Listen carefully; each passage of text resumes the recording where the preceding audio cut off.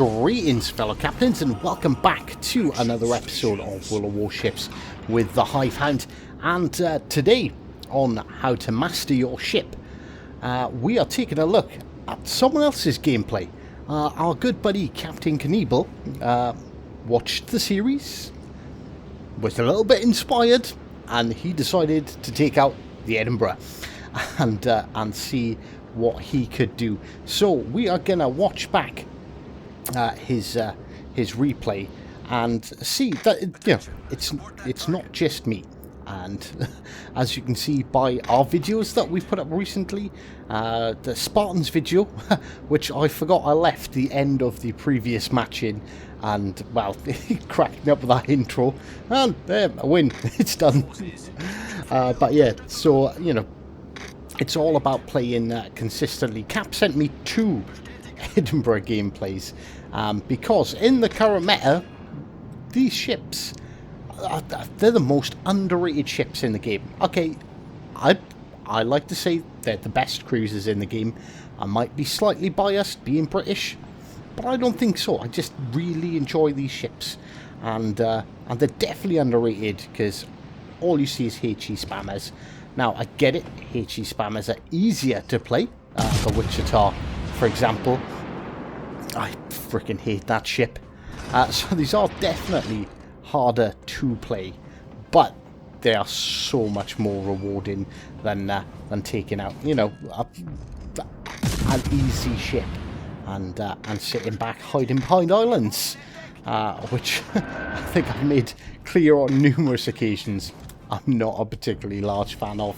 And as you can see, Cap puts a hurt in on that Wichita straight away. And so the Atlanta pops out. The Atlanta spamming HE, no surprise there. And Cap is not worried, he's not firing up his smoke. It's just an Atlanta. The Odin hasn't cleared the corner yet. So very wisely activating it just before the Odin comes around, because you don't really... Okay, he can bow tank the Odin, but it's not something that you really want to be getting into a gunfight with. So he fires off his torps in anticipation for the Odin to turn in, which is exactly what the Odin does, and exactly the same tactic.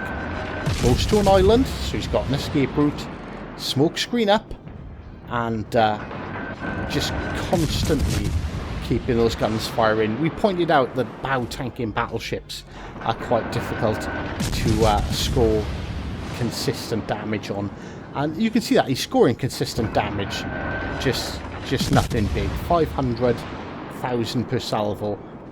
Broadside battleships really are what you want to be targeting. So he predicts the Wichita's been hit, so the Wichita is going to turn around and back away, which is exactly what he does.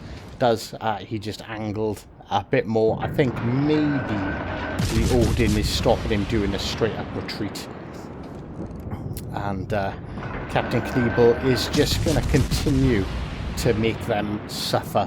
Death by 1,000 cuts is exactly the type of exactly the mentality you need playing these ships. It's all about constantly firing, constantly doing that damage, which Cap is doing a great job of showcasing right here. So yeah, 4 minutes into the battle, and a little over 36, well, almost 37,000 damage. They're behind the island, so they can't shoot at Cap anymore. Okay, well, they could, but they can't see him. So Cap is going to edge forward, and that is when the Rogue Lightning pops out. Remember, we said these are quite good at destroying DDs. Yeah, not a bad salvo. Lightning, for some unknown reason, doesn't seem to understand that he's been spotted by sonar. But even though the sonar doesn't matter, he's outrun his smoke and just sat there. And picks up the first kill for himself and the second kill of the match. Well, third kill of the match, second kill for his team.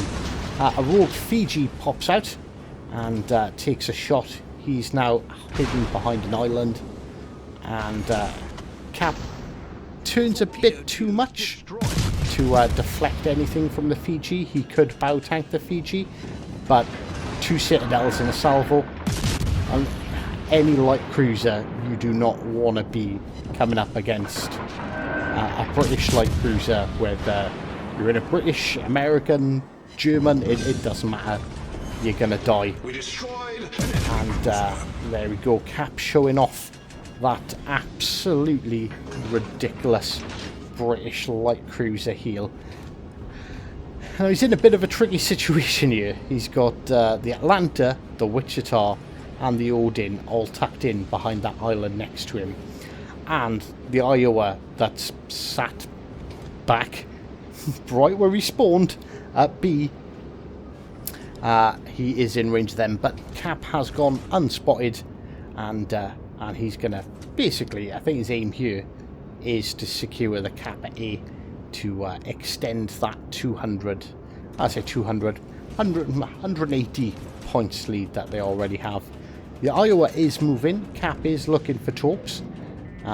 He was looking for the shot because a broadside Iowa is a pretty good target, but he's gone undetected, thanks mostly to the fact that his 2 battleships at A are hiding behind an island. And although the cruiser is in a position to spot the enemy ships, he's not in a position to spot anything at B. So Cap sees the opportunity. I think he sees the opportunity. It's what I would be thinking if I was in his shoes. That B is wide open. He opens his guns, and that's when he gets spotted again by the Iowa. Now the Iowa is turning his guns in our general direction. Cap points his ship bow in, which is exactly what you want to be doing. Where's these shells from the Iowa? The Iowa's guns were pointing this way, and he decided to turn them. And is he looking at the very well angled battleship in C? And there you go. What to say about a broadside Iowa being an absolutely perfect target?